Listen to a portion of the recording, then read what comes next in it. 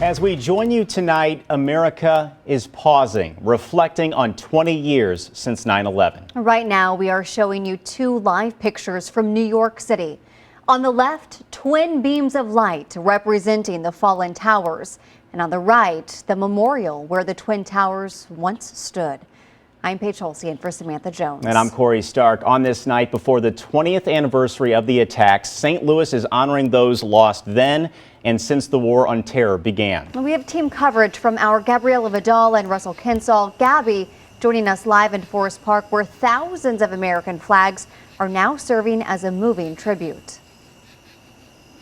Yeah, and it was an emotional tribute earlier today. Saw people crying, just kind of taking it all in as they saw these thousands of flags here in Art Hill, all representing an individual who died during 9/11 or since then during Operation Enduring Freedom. Now, those names are actually being read off as we speak right now, and new names were added to the list just this week and following the 13 who died during the evacuation of Afghanistan. So it's a really big, heavy weight on people tonight as they're honoring everyone 20 years later. Evander Andrews, Master Sergeant, Air Force.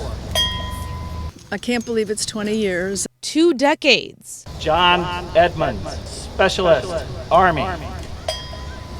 I come here every time this is here to just sit and be conscious that this really happened, because it's so easy to forget. Having been active duty for 20 plus years, my dad was active duty, retired. For veteran Wade Wynot, it's one particular sacrifice that stands out in a sea of flags. On the 10th of October, he was killed in an accident that happened on one of the bases. His brother-in-law, the first casualty during Operation Enduring Freedom. I look at my nieces and nephews at the time, they were 2, 4, 6, and 9, and now they are 22, 24, 26, and 29, and they've had to overcome a lot of things in terms of the loss of their dad and how it impacted their life. For others, Bryant Davis, Machinist, Navy. these names are a flashback to the very moment the towers fell. I was in the kitchen with my wife. We were watching the Today Show, and all of a sudden they came on and showed the planes hitting the buildings. Benjamin Johnson, Petty Officer 3rd Class, Navy. Veteran Terry Margini says these flags serve as a reminder of the lives that saved and served, fighting for his children, grandchildren, and generations to come.